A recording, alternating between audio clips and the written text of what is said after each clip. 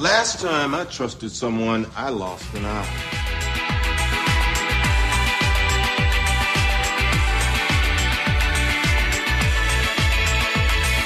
Welcome to the official Lakes International Comic Art Festival podcast. My name's Ian. And my name's Nikki, bringing you the best in comics and graphic novels and updates from the festival.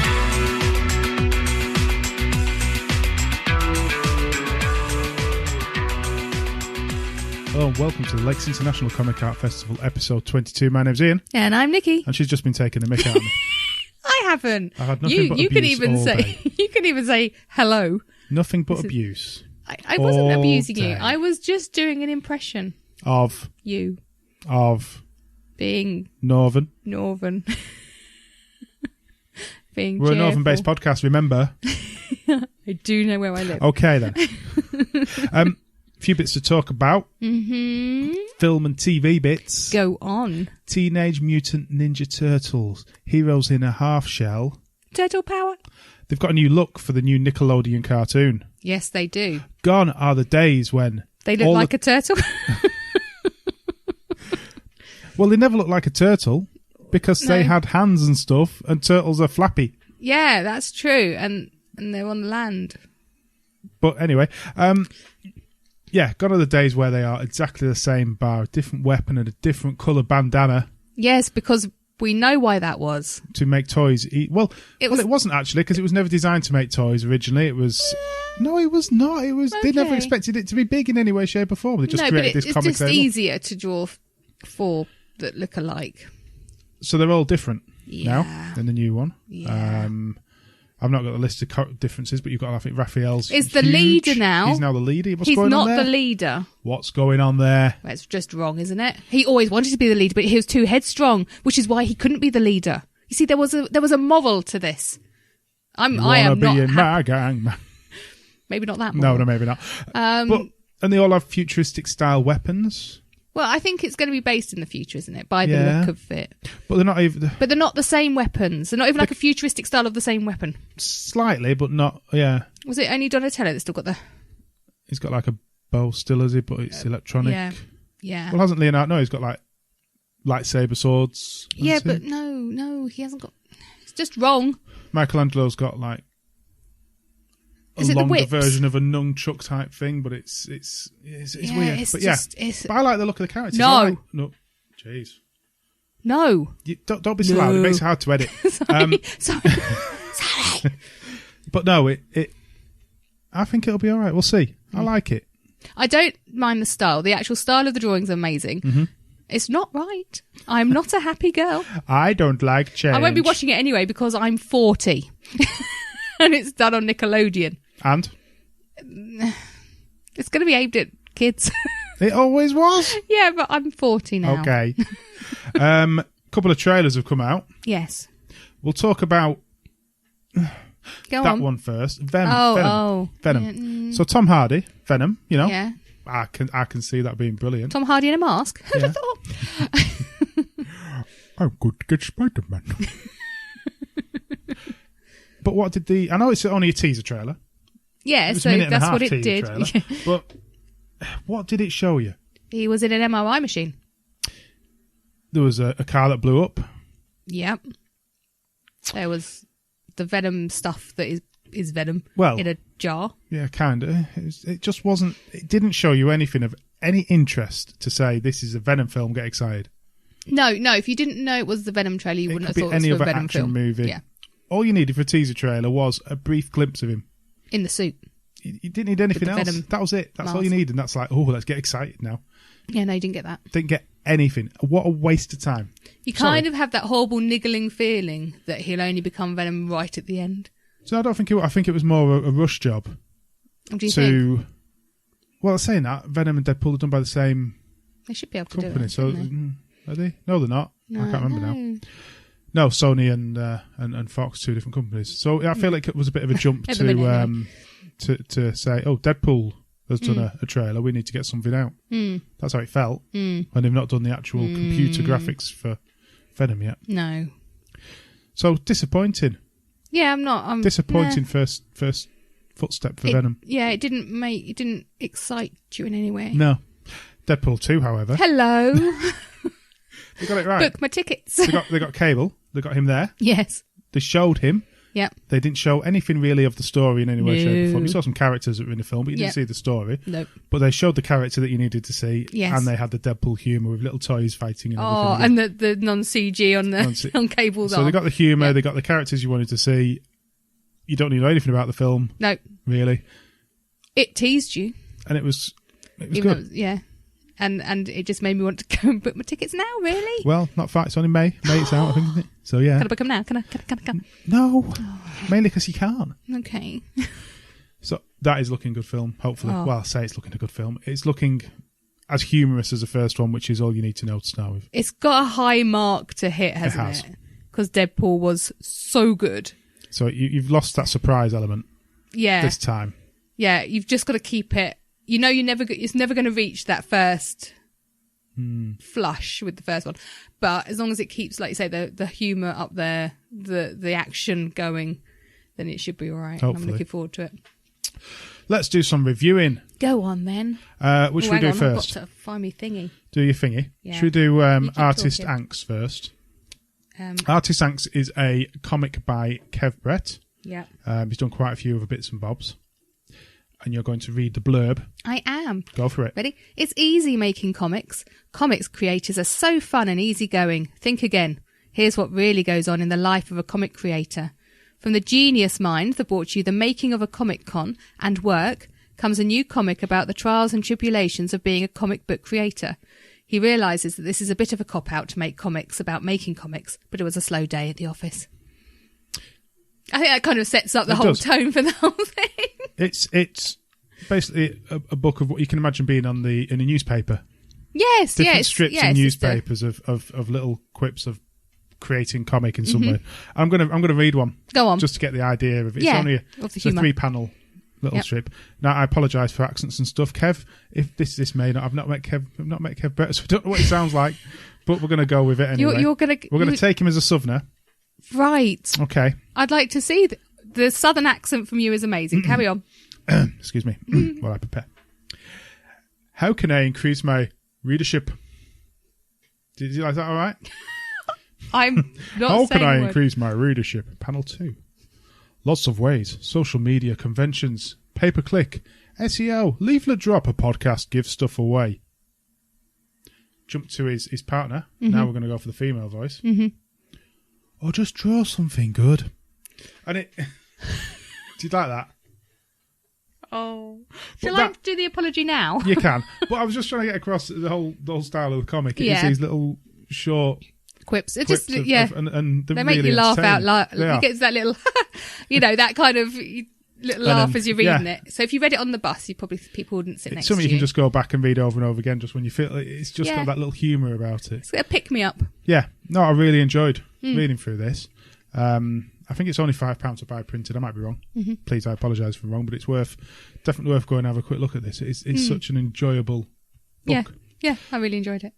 We've also sort of looked at the layout of this book, and I think it fits with what we want to do. The idea of the layout. The of short just little quips. Short, per page. And I think How it's is worth... your quipping? Let's move on. Okay. Short per page. Style. And I like the whole layout and the whole style and like the art in it. I really like it. Yeah. It's a really good little book. So go and check that out. Artysanx by Kev Brett. Next, we have Oh, hang on. the Awesome Comic Anthology Issue 1, or as we want to know it, just the Awesome Comic. Yes. Done by the Awesome Comic podcast team. You've got the blurb. Oh, it's written across it. It started with a podcast. Now it's an anthology. 3 stories told over 4 issues. Murderous ghosts, vigilante cops, street fighting femme fatales. Welcome to Awesome Comics. So this is an anthology by the team behind the podcast. Yes. So you got 3 stories. You got Murder Road, Yeah. written by Vincent Hunt and Daniel Mark Chant, Yep. and drawn by Vince. Then you got Cockney Kung Fu, written by Tony Ezmond, and then the drawing's done by Nick Prolix, and then you got Viper, written and drawn by Dan Butcher. Yep. So a bit later on, you'll hear from a couple of those guys Yes. about the podcast and their creation of the comic. But what did you think of this anthology, issue 1 of 4? It's brilliant. Yeah. It's really good. It's what a comic should be in my book. In what way? An action comic. Okay. It's like set it all up, isn't it? I like Murder Road. Murder Road was very 80s. Yeah. B-movie style. Yeah. That was cool. It reminded me a bit of Killdozer and Death Race a bit. And there's I can't think what it's called. The Stephen King one. That's about. Oh, with the car. Christine? Is it Christine? Something I can't like that, remember isn't it? now. Yeah. But no, you can see what I'd like to think you can see where they're going to go. He may take us a completely different route, but I don't really care. It's definitely 80s. Yeah. 80s style. It's brilliant. Action. It just rollicks along, and I love that. Cockney Kung Fu. Oh, that's completely different then. Where's that going to go? I have no idea where that's going. It was. I don't know, but it felt a bit Viz style in some ways. I was going to say the style of it is quite Vizzy. Yeah. But obviously with a lot more content than what a Viz comic would have. Yes. And again, bringing the woman to the front. Yeah, that's not a bad thing. Kick ass. Oh, red. But no, I'm intrigued with what they're going to do, because obviously I don't think it's going to continue along the lines of what it starts. If that makes sense. Okay. She's just fighting, isn't she? And Yeah. There's going to be a lot more to it, so I'm intrigued. And then the final story, which has completely gone from my head. Viper. Viper. Again, completely different style. Yes. Every single part of this comic is different. With some rather risque comments on it, isn't it? How he talks. You wanted him, he jumps in a car halfway through it. You wanted it to be a motorbike like Street Hawk. Yes, I thought he was going to have a motorbike like Street Hawk, and I was like, "Come on, Street Hawk." We talk about the price of this comic to the guys because it shocked me. They're doing £1 for the PDF download or £3 for the printed, which is just well worth. Oh, it's definitely worth getting it. I mean, if you just get the PDF, that's by the time you've finished, you're not going to spend much money to have these huge stories. Yeah, that's it, isn't it? No, really enjoyed. Well worth checking out. And it sort of shows what you can do when you just get a team of creatives togetger. Yeah. But they all get on really well, don't they? Which helps, I think. You've got no egos trying to vie for position or anything. They're all just... Unlike us, where I'm the star. The room's not big enough for your ego. You're just being dragged along in the limelight. I'm just waiting, you know... What for? For all the information to come from you to me, so that I can sit and draw. Yes, dear. Yes, dear. Right, the final one. You've not read. I don't understand why you've not read this yet, but anyway. I'm sorry. But I'll let you do the... That just makes me feel terrible. I'm sorry. I've got a lot of books. I've just started reading, not Pyongyang. It is Pyongyang. Pyongyang. Yeah. Is it Pyongyang? Yes. About North Korea. Yes, I've just started that one, actually. So this is... I had to read this as soon as it came through the door. I know. Kill or Be Killed Volume 3. Obviously, Ed Brubaker, Sean Phillips and Elizabeth Breitweiser. Give me the blurb. The blurb. It's been nominated for 4 2017 Eisner Awards, by the way. In the third volume of acclaimed noir artists Ed Brubaker and Sean Phillips' best-selling series, things are finally going well for our vigilante hero Dylan. He's on the right meds, his vigilante days are behind him, and the demon is nowhere to be found. Everything should be perfect, right? And it would be, if only the Russian mob would stop searching for the masked man who killed the boss's favourite cousin. Sooner or later, they're going to find Dylan, and he'll have no choice but to kill or be killed. I do like how that ends up there. That's very good. Now, I don't want to go into the story because you need to have read the others, and I don't want to ruin the story for this. If you've not read any of the Kill or Be Killed, why not? Get out there and read them. As the background says, it's about him quitting, killing, and then essentially going back into it again. But it also goes into the mythology of his father a little bit more as well. And what was going on there, and also the members of family and so forth. So because it's all playing in the background. It's added another layer, I'd have thought. And at one point in the comic, you in the last comic, you're left to believe something isn't real, and it comes back that maybe it is real. And it's just messing with your mind in some ways, like a good drama. Yeah, or should do. There's not much to say about the art other than it continues to be amazing. Sean Phillips just continues to knock it out of the ballpark. That'll do. Good phrase. And there's nothing negative to say about any of these books so far.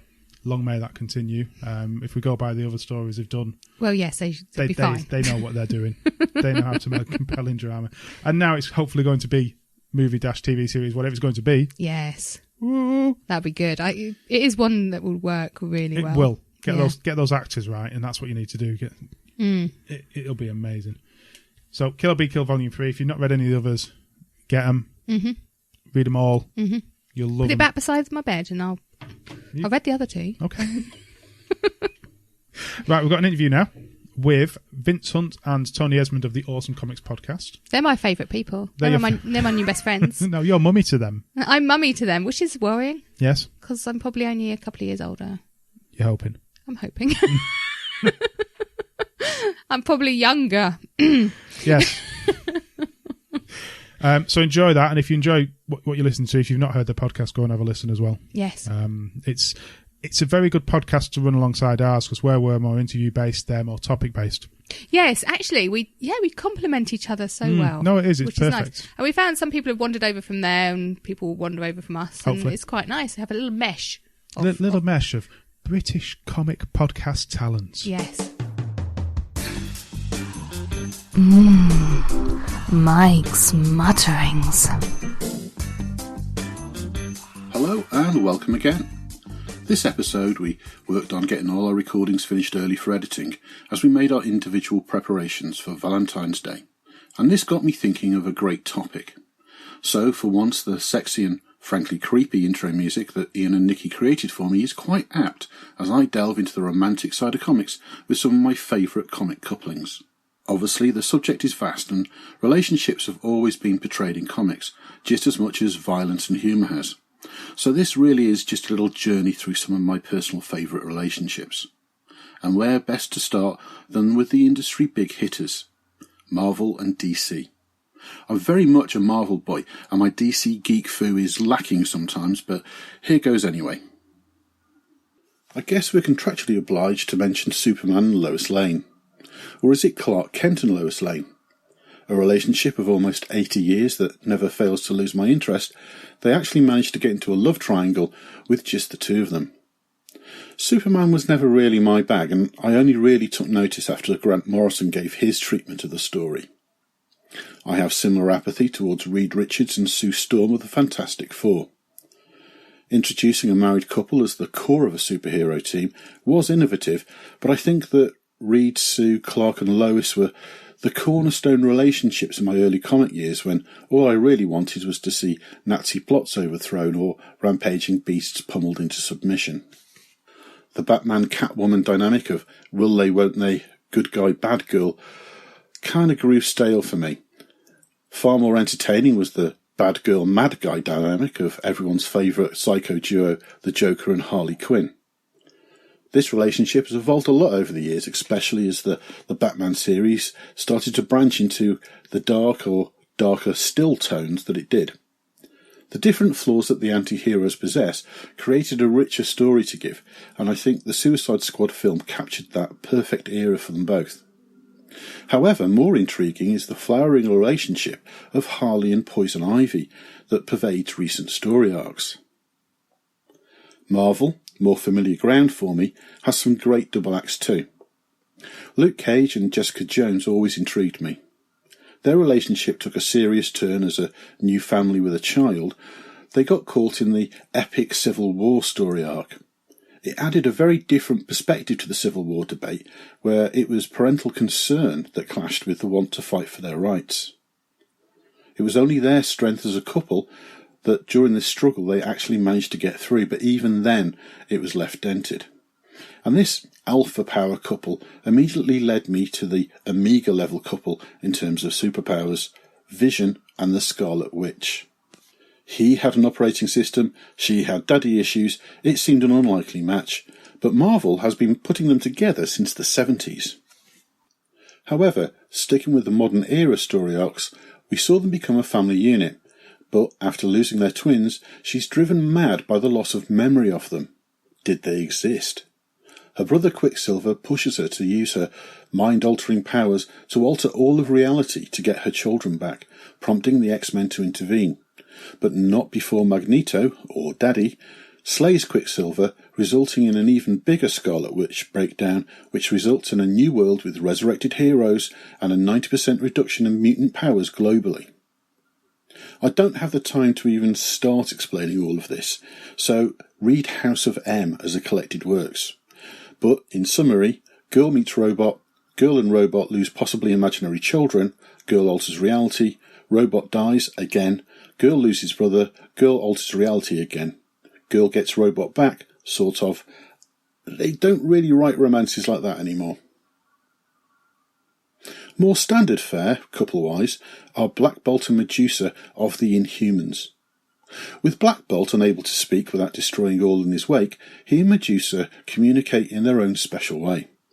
This actually makes the relationship deeper and more intimate, the way that they interact, and whilst I felt like I endured more than enjoyed the new TV series, one thing I can happily report is they did at least capture some of that special relationship. I've always been a big fan of the X-Men and the connected titles such as New Mutants, X-Force and X-Factor. One of the most subtle and joyous coming-togethers was that of Richter and Shatterstar. The 90s saw a slow telling of the growing friendship of earth-moving Richter and interstellar gladiator Shatterstar. A real connection is portrayed under the helm of writer Fabian Nicieza, using just subtle writing and subtext, which subsequent writers sometimes either ignored or built upon. It was a slow burner, with Richter even dating Wolfsbane in between, but eventually ended up with a reunion with Shatterstar and Marvel's first ever same-sex kiss. But what's really unique about this, though, is that it only came about because of fan pressure. They obviously read into the subtext and understood what was going on, and Peter David responded to all the requests and fanfiction to finally cement that relationship, winning a GLAAD or Gay and Lesbian Alliance Against Defamation award in the process. Their relationship continues to develop in a very realistic and very relevant way. There are lots of same-sex couples now in DC and Marvel, but I guess I always considered this one the sweetest because of the fantastically long story arc. Marvel's X titles require a high turnover of new, younger mutants, and they really embrace this to explore both sexuality and gender fluidity. I don't know if DC have a similar platform. Hopefully someone can point me and let me know. Well, that's the big two comic empires done. So who else is loved up in this world of pen and ink? My first couple of choice are Alano and Marco, whose love is at the centre of the epic sci-fi magic mashup that is Saga. Alano and Marco aren't just from different sides of the fence, they're from different races that are currently at war with each other. Image Comics had a huge hit on their hands with Saga, and its galactic scale war and Game of Thrones-like plots appealed to many people. But at the heart of it, it really is just Alano, Marco and their baby girl Hazel just striving for a safe family life. I'll talk more on Saga one day, but I would like to include them as they're so much more than just a star-flung Romeo and Juliet. It's a story of racial intolerance and ignorance, and it covers such a wide range of social issues, but, as I said, a story for another time. Less serious is the charming couple of Debbie Decay and Led Dent from cyberpunk eco-thriller Tokyo Ghost. I covered Tokyo Ghost back in episode 9, and Debbie's devotion to her steroid and drug-addled beau is a great linchpin to the story. But if you prefer the warm comfort of ageless, timeless love and commitment, sprinkled with the fairy dust of grim, lingering death and despair, then you need to visit Retirees Jim and Hilda blogs. I am, of course, referring to When the Wind Blows by Raymond Briggs. I know this 1982 graphic novel holds most resonance with those of us who were adolescents at the height of the Cold War, but this stark story of the fragile human cost of nuclear war just has the sweetest couple at its centre. And if you don't cry reading this book, you're a monster. So, finally, my favourite inked couple of all time. Meet Perla Louisa Chascarillo and Esperanza Letitia Glass, known to millions better as Maggie and Hopi, stars of the Hernandez brothers' sprawling saga, Love and Rockets. It was first published back in 1981, and took a break between 1996 and 2001, and now collected tradebacks continue to be published. It followed a group of Latin American friends, associates and hangers-on from their humble beginnings at the fringes of the Californian punk rock scene and on to their later years. And I literally grew up with them. My first taste of Love and Rockets was in the reprint of Deadline magazine, and unlike any other comic series, they actually grew up alongside you. The amount of emotional investment over that period surpasses any sort of soap opera. The clean, crisp artwork makes each character instantly recognisable in any given time of their life. And, just like real life, it takes you slowly through many different paths they take, until you eventually wonder how they actually got from where they are now to where they came from.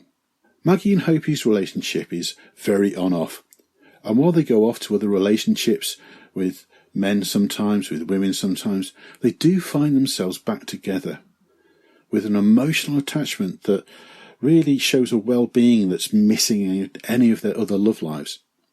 It's just all about love and life and everything in between.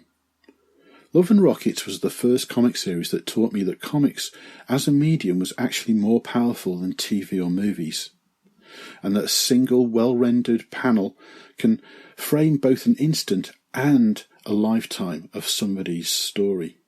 To experience Love and Rockets, you'd need to do a bit of research. There's lots of books published and they all overlap, but I'm personally going to treat myself to the new hardback that's come out, Locust, the Maggie and Hopi stories, that carefully edits together the whole love story of the two of them. Well, I hope Valentine's went well for you all. I'll leave you with a quote from one of life's long romantics. All the gods, they cannot sever us. If I were dead and you were fighting for your life, I'd come back from the darkness, back from the pit of hell to fight at your side. Conan, you big softy.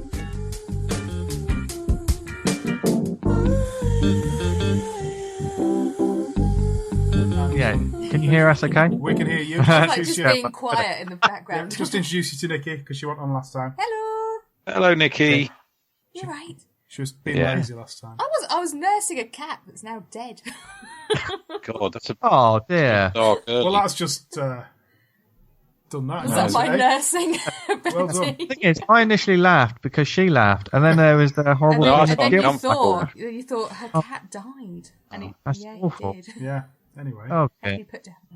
Oh Right. dear, I'm sorry about that. Oh, to hear that. Really Let's look yeah. forward Okay. They'll just bring that tone right down to death You've level. destroyed it. So Dan not with us today.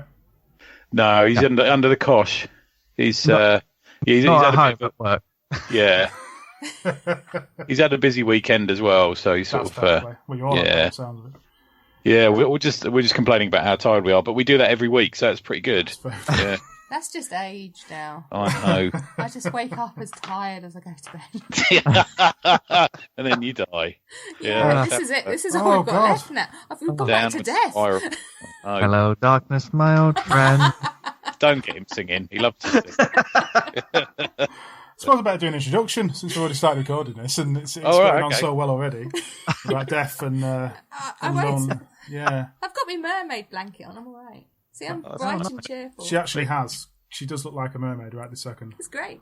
I Amazing. think I know exactly what one of them looks like because I got my girlfriend one of them for Christmas. You see, I've just managed to walk all the way to the window in it as well to look at the snow and then walk very carefully What's back. it snowing there? What is it? Is it like a sleeping bag or something? It looks a bit like that Tail. with the tail. Yeah, Have you ever been swimming in it? I'm thinking I would sing Sink and death would happen. again. We're back to the death. death. 3 times death's happened. God. This could go well. Anyway, with us on this episode, we have You just carry on there. I'm going You to. just bulldoze through that. the creator of the Red Mask of Mars, Vince Hunt. See, I planned Hello. this, right? I'm gonna have a whinge now. I planned this to do like an introduction off their podcast, Right, except we're missing a member. you are, yeah. Oh yeah. Yeah. Like, kind of get some we- soundbite and put it in. Vince is normally just rude about me, so it's sort of. Well, you see, Yeah. I'd gone with the man who never irons anything as a link. To, Oh, that's nice. Ah, Thank you. yeah, that's I don't nice. actually. That's true. Yeah. So thank you Well, very much world for renowned. coming on. That's a pleasure. Yeah. So we've got you on for a few reasons. One, the main one is to talk about your brand new comic, which we'll get to shortly. Oh, okay. First, I just want to talk a bit about podcasting and podcasting in the world of comics. Now, obviously, you both run a podcast. How did it come about? Well, Vince sort of runs it. I think if you actually are into comics, you have to do a podcast. I think there's as many podcasts as there are people into comics these days, aren't there? Is that about right? I think There's more. Yeah. It's a Might be contract more. thing, yeah. Yeah. It started. The idea came up about 6 months to a year before the actual show actually started, and it was literally I think me and Dan Butcher, who I'd never spoken to at this time. It was purely on Twitter. We were talking about like, I totally listen, because I love listening to like process shows and like how people make films, music or whatever. I said I'd totally love to hear like an independent one, because there's loads of comic podcasts that focus on Marvel or DC or these big ones, and I was like, I want to hear from the like the independent and people that make them at the small press shows. And there was Small Press Big Mouth, which was one that I used to listen to, which is no longer with us. And then I thought, well, there's a gap in the market, and then Dan said yeah, and then Tony said I'll be involved, and then before we knew it, and then it was like, yeah, everyone's up for it, and then I had to go away and think, how would this actually work? Yeah, and figure out how to. We'd met before then, hadn't we? We'd met at a couple of conventions, hadn't we? I think. Yeah. Very romantic. I'd reviewed, I think, just your first issue, or was it first 2 issues by then? I can't remember. First couple of issues, I think. Yeah. So. And he said nice things, so I ordered. There you go. I think he liked it. Yeah. So I knew Tony was a good egg, but I'd never spoken to Dan. It wasn't until the recording of the first ever show that I met Dan properly. I met Dan the night before we recorded, didn't I? I met him near his work, went for a coffee with him, and we sort of hit it off. And I'd also reviewed Dan's comic by that time as well, so I knew that they were both sort of creating good issues and good comics and stuff like that. So it was quite easy. And then I think if you listen to the first episode, we actually sound exactly like we sound now. It's all sort of rude and raucous, from almost very unplanned. Really unprofessional and just rubbish. And that's how we sort of continued, you know. But we kind of enjoy it, don't we? Yeah, and hopefully people actually learn something from the show as well as just ridiculous jokes. So how many episodes is it now? This as we're talking now, the next one will be episode 135. Wow. No, 136. Yeah, we just put 35 out, haven't we? We've done a couple of extras or something. Yeah, we've done a couple of specials, like if we went to conventions and we got audio, enough for like a whole show, then we put them in. So in total, we've done about 139 to 140. I mean, we struggle to do twice a month. And we live together. So how do you do that once a week? Well, we all live together. That's fine. Yeah, we do. We're like the monkeys. It's like Rainbow. We all sleep in the same bed. You are so zippy. Who's Bungle? Who's Zippy? Who's Jeffrey? Jeffrey. I would tell you, but that would ruin the autobiography that's going to come later. Tell them. Yeah. There could be some good comics made here. Yeah. I mean, we had to factor in like what would be the best night to do it, because the thing about podcasting is a lot of people start off, and then after the first year or so, you see these people that have the best of intentions, and it's all enthusiasm. I mean, everyone that's done a podcast knows what it's like when you first start one. It's the best thing in the world, and there's all the enthusiasm, but then you have to keep that going. And a lot of them, I think you told me once, didn't you, Tony? Like some of them, like after a year, if they make it past a year, they're doing all right. We had 2 milestones, didn't we? We said, like, if we make it past a year, we're doing all right, and if we make it past 100, we'll be happy. And then there's a kind of, so many comic podcasts have gone past 100, and people sort of get to know their name once they go that long, I think. Yeah. That's kind of, I mean, I'm a big fan and a friend with like the 11 o'clock guys and Word Balloon and all these sort of guys, and they've been going yonks, you know. And once you reach that sort of post 100, I think you kind of almost, you hit a milestone that you're more comfortable in it all, I suppose, you know. Yeah.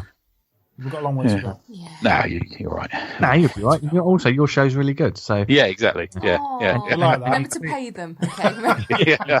My PayPal is no. But you clearly know what you're talking about, and you like what you're talking about, and that is immediately, and that will add to the longevity of a show. I mean, there's us 3, but it's not it's us 3, like for about what 30% of the episodes, Tony? You were saying something like. Because most of the time, like we get guests on, like you do, like we are now, Tony. Can you believe we're actually guests? It's weird, isn't it? Yes. The world. Yeah. Weird. This place is posh compared to ours. It is well posh. Yeah. Posh? Just because she sounds a bit posh doesn't mean we're posh. Listen, Radio just because you're 4 northern voice, I doesn't think stop you you're being fine. posh. No, it does. Shut it.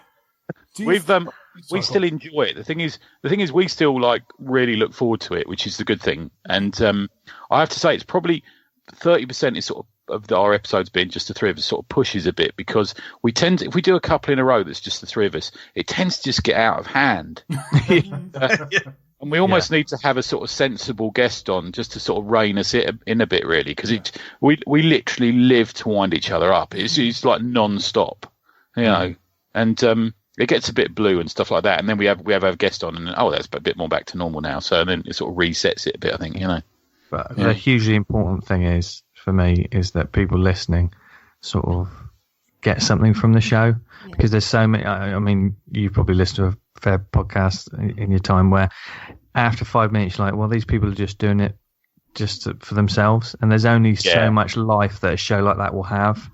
Whereas the ones that I'm most proud of is when we just hear just a one-line comment, I learned so much about, fanzines, or I learned so much about printing, or I learned so much about this, I want people to learn from it, and also hopefully get a few laughs every Monday morning on the bus.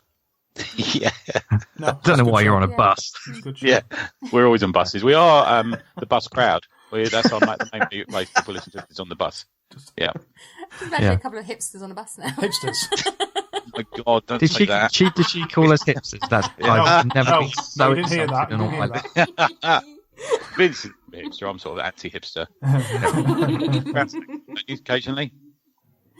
Do you feel the podcast has sort of helped your profile within the comics world, and as far as the sales of comics in some way? Yeah, can I answer this? Because someone came to us and said, no names, but we did True Believers on Saturday, which is great fun. We had a great laugh, didn't we, Vince? Yeah, and we sold a shed load of comics, not bragging, but we sold much more than we thought.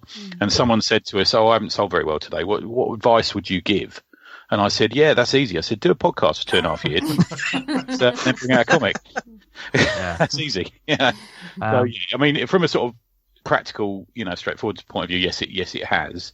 And I've also got. I turn down or accept a writing gig probably most weeks now, because people hear it's on the podcast. I think.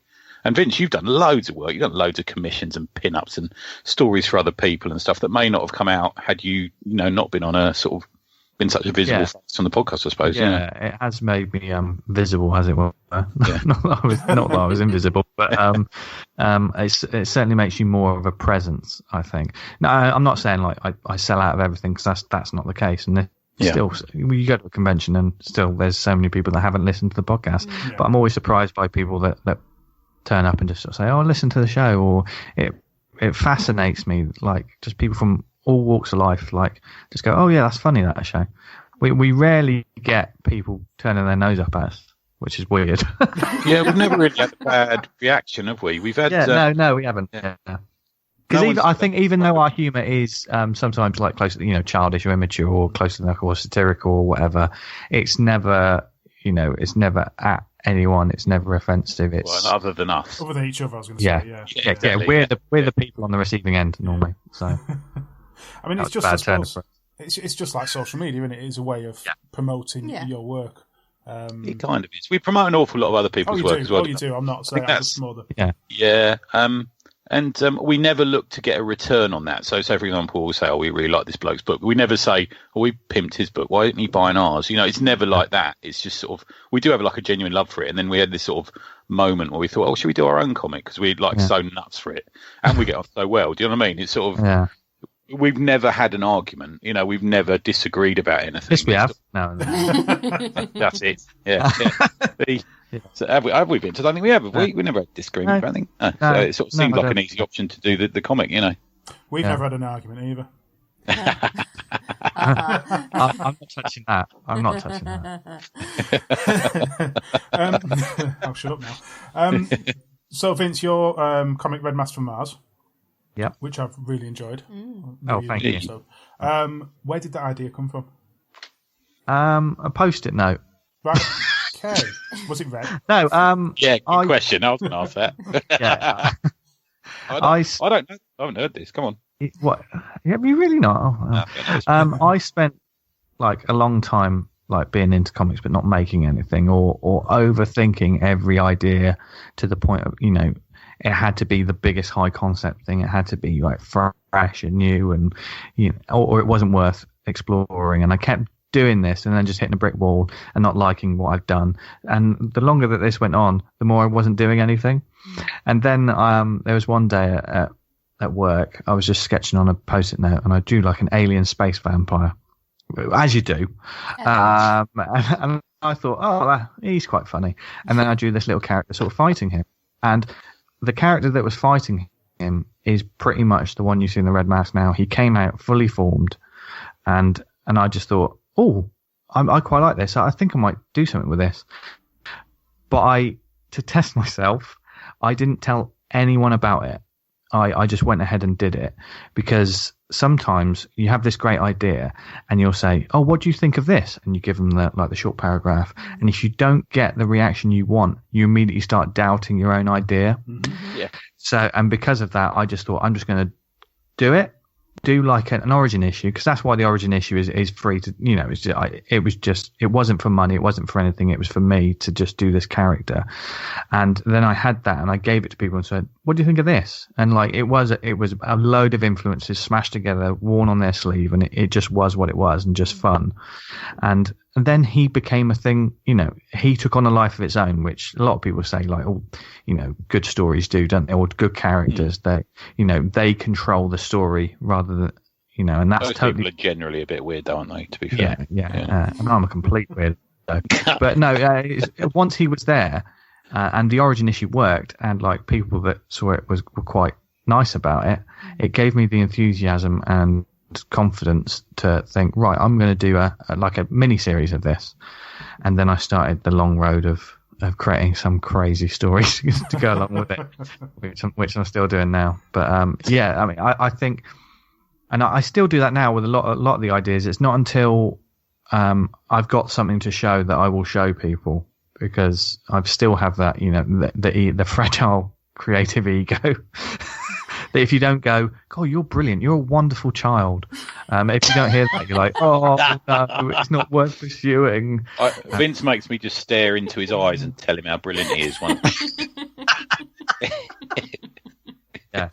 So that's how the Red Mask came about, the creation of the character. As for the story, that was just, I just threw everything at the wall. Just threw it all together. Obviously, I'm going to do some publicity for you now. Comic House. Check it out on Comic House. Yeah. They're sponsors. Hey, look at us. I'm so glad someone else is talking about it rather than better than our terrible advert. It's a brilliant service, so we can't really talk about amazing. it. You do talk about it a lot. Oh, I'm sorry. No, in a good way. I didn't mean it like that. You do talk a lot. First ever argument. The first ever argument. Caused by you guys. With a laugh. Tony, you do quite a bit of reviewing as well. With our friend on Down the Tubes. Yeah. John, big friends John. I've been there for quite a few years now. Yeah, I like John. It's a nice little happy place. There's no snarkiness and no rumour mongers and, you know, all that sort of thing. And we just love comics, and yeah, it's good. I enjoy being there, as sort of being one of the reviewers for him, and he's got me the old press pass here and there. Yeah, it's a good lad, John. Yeah. No, it's a nice guy. What are the challenges in doing reviews? Because I know we really struggle with reviews. Yeah. It is a challenging thing to get a fine balance. Yes. And always be positive, because you don't want to be negative about it. And you don't want to give anything away either. So, yeah, that is true. That's one of the feedback things I get most from creators is, I really like your review and thanks for not giving it away. Yeah, thanks for not spoiling it, sort of thing. Mm-hmm. Yeah, it is, yeah.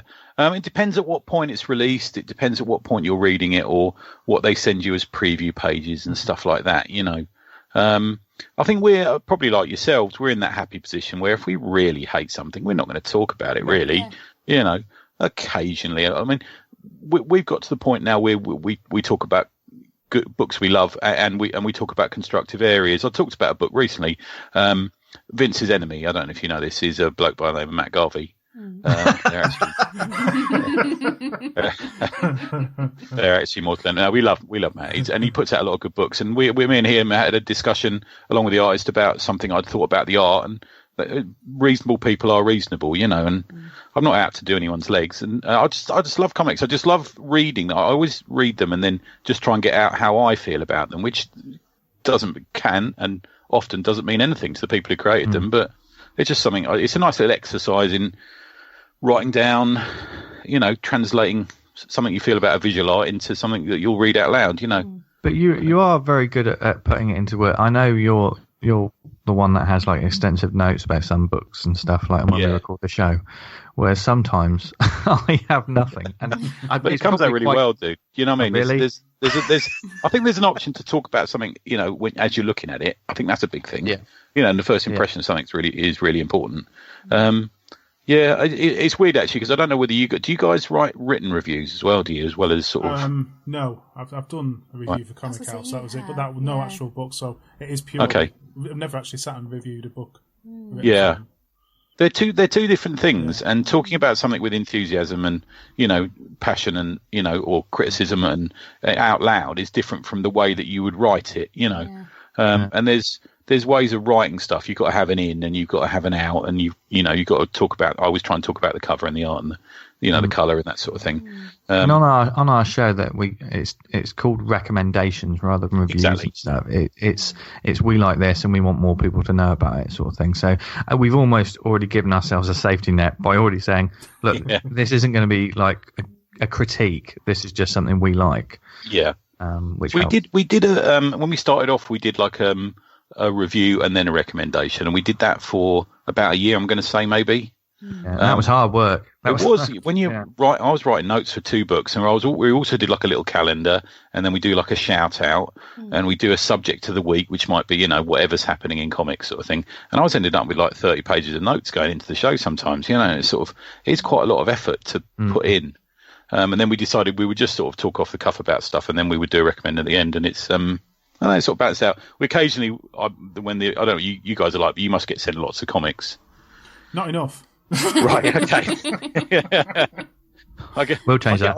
I get sort of reviewers guilt. I don't know about you, or I haven't reviewed something, and it's we do. No, we have got there's books sat there. Yeah, we've got like piles of kind of like ones we've got in certain categories that we want to do together. Yeah, right. That's true. And I think digital ones as well are very easy to ignore in some way. Even though they're sat there waiting to read, they're not there in front of you. Yeah. And sometimes I'll write back to people and say I didn't like something, but more from the point of view that it's not really for me. I think is the way I usually go about it. I got sent a book by a company I really loved a couple of weeks ago, and they wrote to me and said, "Oh, what do you think?" And I said, "Well, I'll be honest with you, it was not my sort of thing. I'm not really into that sort of period of history, and the artwork wasn't working for me." And they said, "Oh, no problem. Here's the next book." You know, so the guilt just begins again.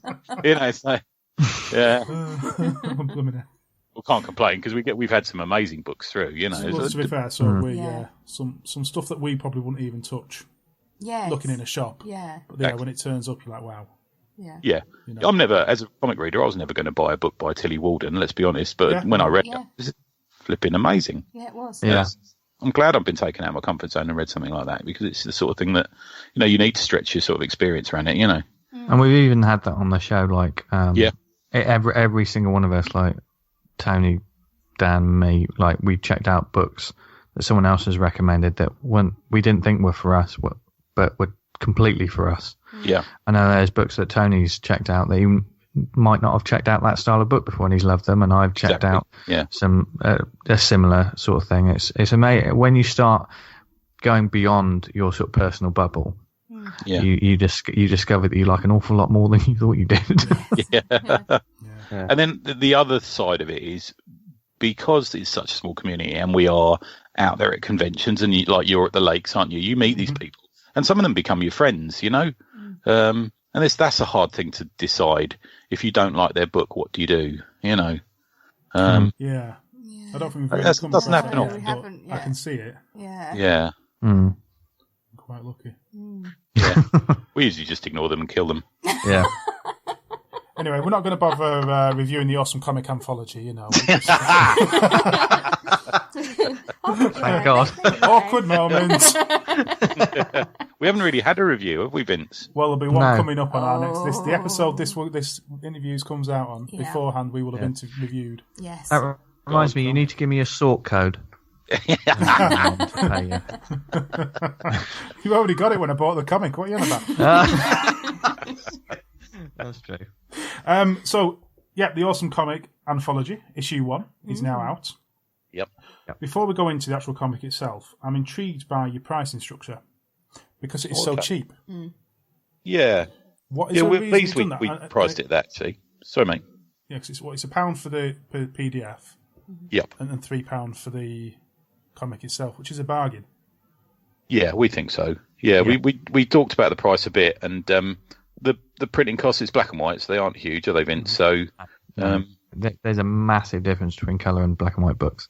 Yeah. A lot of things factored in, but we just wanted, I don't know, just give people value for money, really. I mean, because there's 36 pages, you got 3 10-page stories in there, and a 2-page letters section, which is a completely different story. Entirely. That's a little like bit in the raucous. 80s.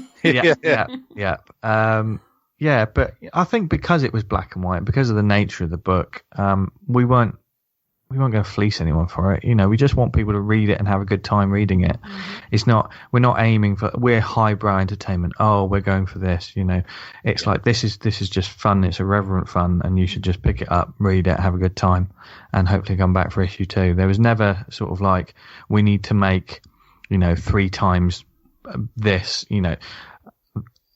Money didn't really come into it, I guess. Apart from get enough money to print the second issue, I suppose. Yeah. But even if we hadn't done, we'd have still printed the second issue and pulled it out of our own pockets, I suppose. That's why we were sort of aiming at it. And we funded the first one from like merch, stuff for the podcast anyway that people could take away, like prints and T-shirts. So we weren't, and people do have stuff like T-shirts that they can wear that have funded the printing of the first book. So, we considered kickstarting it, and we just decided, no, there's 3 of us making a single comic series.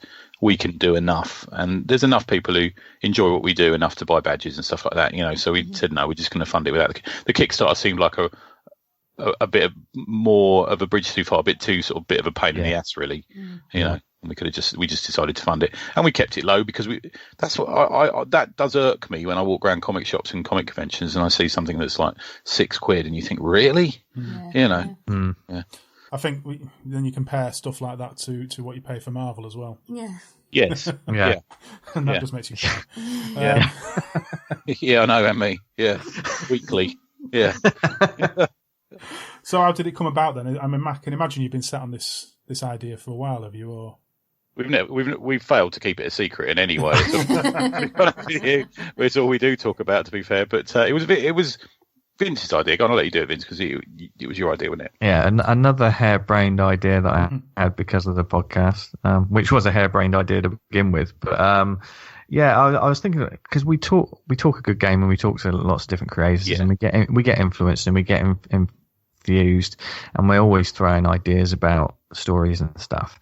And I just thought, well, why don't we put our money where our mouth is and do something essentially that's a bit of an experiment, a chance to do something different creatively, story-wise. I mean, I'm doing the Red Mouse from Mars, which is essentially a Saturday morning kids cartoon. What I'm doing in the anthology is not that.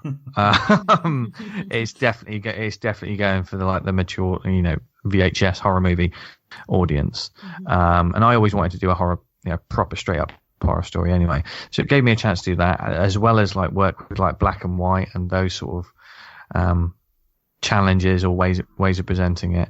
And I thought also at the end of it, if we could do it at the end of a year, that we'd have a complete thing of our own to take away, because this is 4 issues, and in each issue you're getting 10 pages of a story.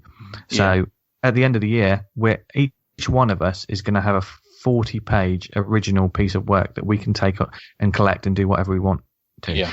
And because it's us 3, and obviously the wonderful Nick Prolix has joined us for this. But Nick's great. But because it's us, there's no hassling over contracts. There's no backwards and forwards. There's no, you can't print this for 6 months because it's still on the shelves. At the end of the year, it's ours. We regularly wrestle, but other than that, that's just for fun. Yeah. Muzz butter, whatever. I was just thinking. Get those thoughts out of your mind. I was having those images now. If we meet you at a convention, just run. We get that a lot. So I had that idea, and then we were at the 2000 AD festival, weren't we? Yeah. Which came about because of the podcast anyway. And we sat down for a lovely Italian lunch, and I dropped it on them, and they were receptive. Yeah. And here we are. Yeah. It's kind of been exactly a year, isn't it, in the making, really, when you look at it that way. Yeah. So. Yeah, we can remember because we weren't at the 2000 AD. It's a good day. Good. No. It's all right, dear. It hurts. It hurts. So, in your best salesman's voice, give us a brief rundown of each of the 3 stories. Oh, Tony, do you want to do this? Oh God, do I? Well, I just did the last answer, and you've done a wonderful press release recently. Oh, I did that. But when did I write that? It was only yesterday, wasn't it? Okay, it's 3 stories. You've got. I'm just scrolling through the made-up review quotes that I wrote for our press release.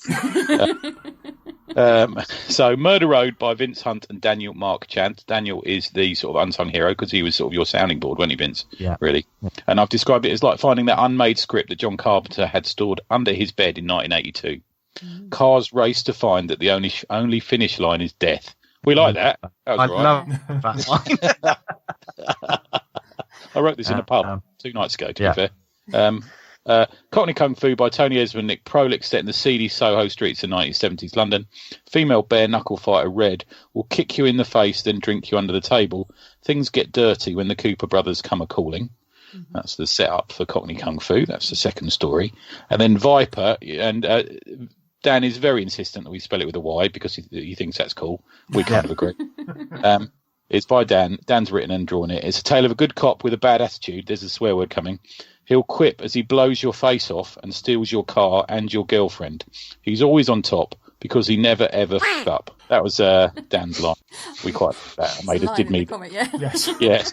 It makes us chuckle a lot. Yeah. Make a note of the thing. We had the beep. You've done very well for not swearing so far. We can't be very proud of you. Yeah. I just pretend I'm talking to my mum. That's what I do. I don't know how old that makes us feel right this second. Now I'm their mum. And you're imagining wrestling. It makes it even worse. It's not right. And that's why it hurts so much to see you 2 fight. Oh, Jesus. Mummy and Daddy might fight, but we still love you. Oh, thank you. I don't know what to say to that. Anyway, let's be honest. We've enjoyed the comic, haven't we? Yes. Thank you. We have very enjoyed much. it, and it's well worth checking it out. That's for sure. So, if people want to buy the comic from you directly, where are you going to be this year? Look at that. Oh, look at that segue. That's amazing. The next place we're going to be at the Incredible Comic Shop in Swindon. Yes. Is that March the 23rd or 2nd? Yeah, it's the Saturday there, isn't it? It's the weekend of March the 22nd or 23rd. That's going to be a small little comic book event that's happening in a store. So we'll have issue 1 then. Later in the year is Cardiff Independent We've got Expo. Leamington, haven't we? Oh yeah, we do have Leamington. Yeah. What's the date at Leamington? Is it the 14th of April, Leamington? Yeah. So we won't have another issue out of that, but we will have that same issue out. But we're doing, I think this is secret, but I think we're doing a panel, aren't we? We're doing the pod live. And we are recording to put this out. I know. What that secret's going to be. Yeah, Bleeding Cool aren't listening. They don't. And I'm doing an interview with John Wagner at that event, so we're very excited about that. Yeah. So, and then the second issue of Awesome Comics is going to drop at Cardiff Independent Expo on June the 2nd.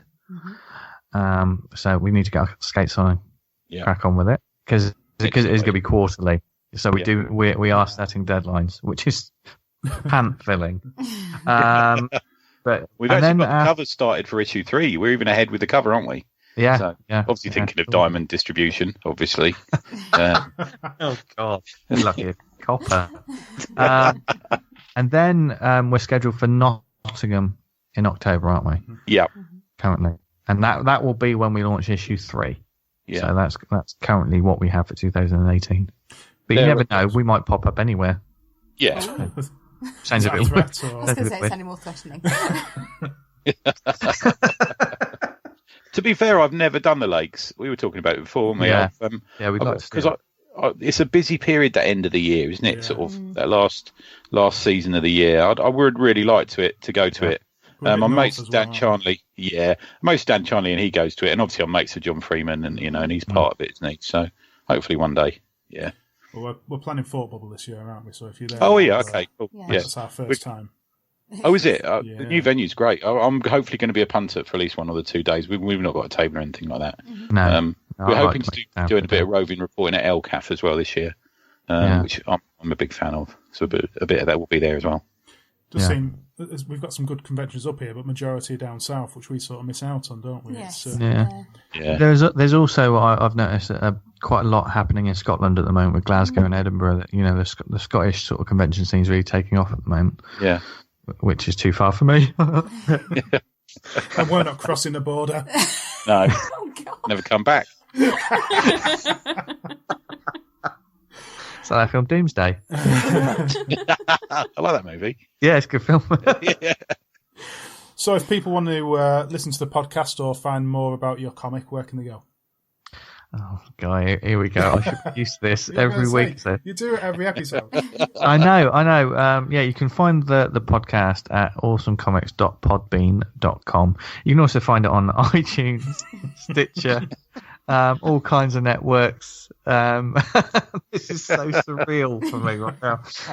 No, but the main hub of it, where you can find like the links for all the shows, is Podbean. So awesomecomics.podbean.com.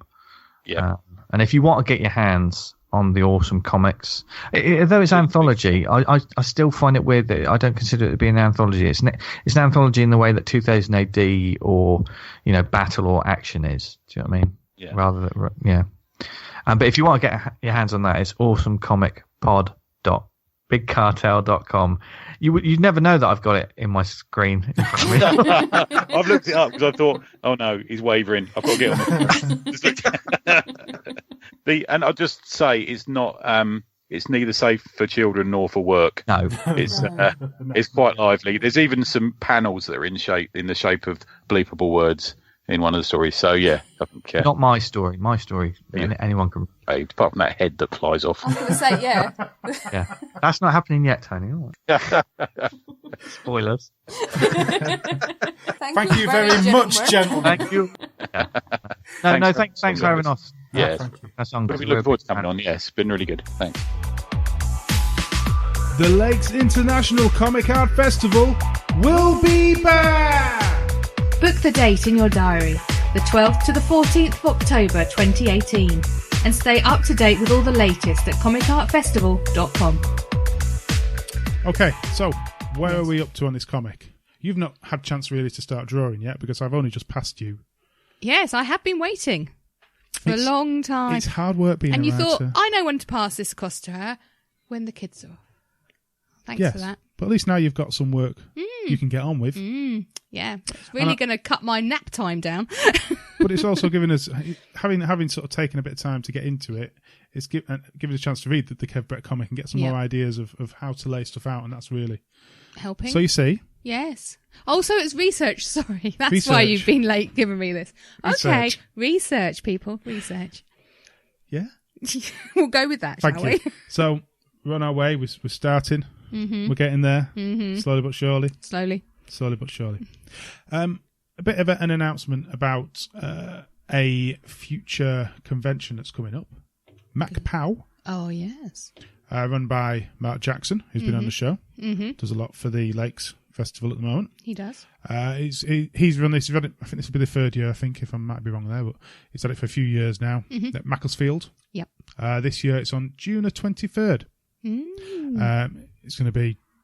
There's a list of artists on the website. We'll be have there. A look. We will be there. And what are you doing, darling? Because I chickened out of this. I am going to be hosting a panel. I've never done this before in my life. Ever. Your chatty people skills are going to have to come out now. No, interview skills, very different. Oh, okay. Interview skills. Very different. Very different. Okay. I'm going to be interviewing Lou Stringer and David Leitch. some very big names. Yes. Just start off small then, shall we? UK scene. So, but although I believe they're quite chatty, so that makes life... That's good. You just set them off and let them go then. Yeah. And keep an eye on the time. That makes life very easy. Mm-hmm. So if you're up north in the Manchester region... Yep.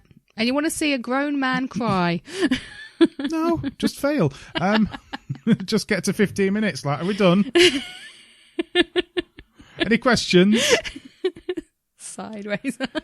I'll have that hook thing where you can drag you off if it's too bad. I might be amazing. You might be. I'm not sensing positivity. Oh, sorry. Yeah, let me try. You might be. Excellent. There you go. Okay. So yeah, June the 23rd. Mm-hmm. Despite the fact I will be there, you can still go and see.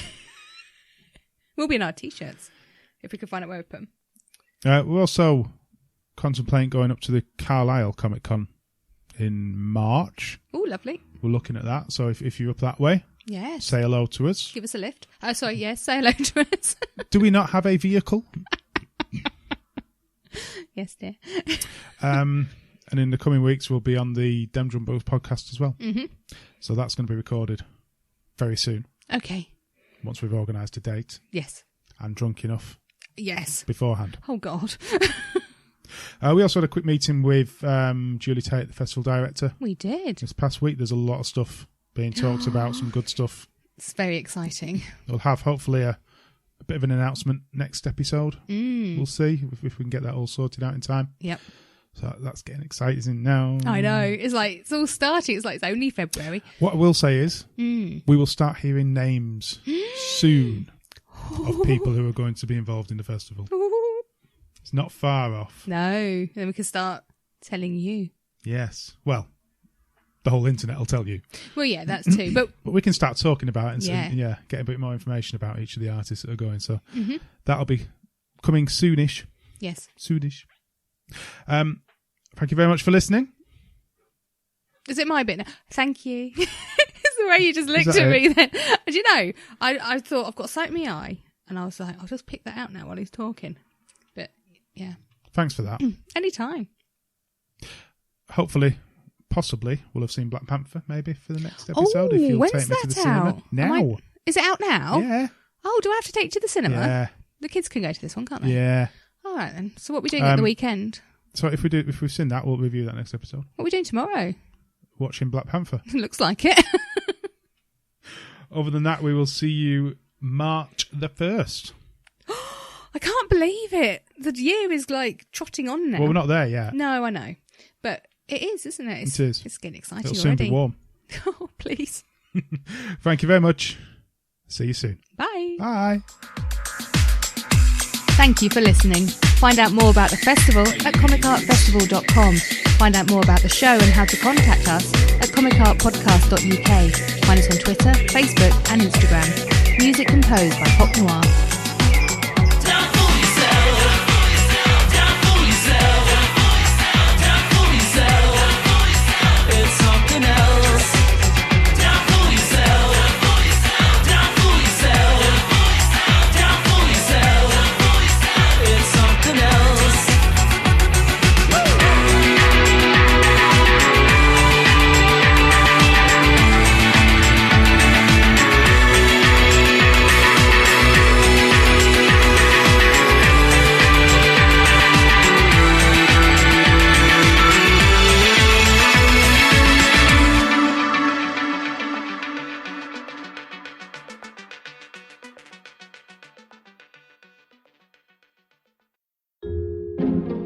This podcast is part of BritPod Scene, an independent network of uniquely British podcasts that's always growing. Check out BritPodScene.com or BritPod Scene on Twitter to find out more.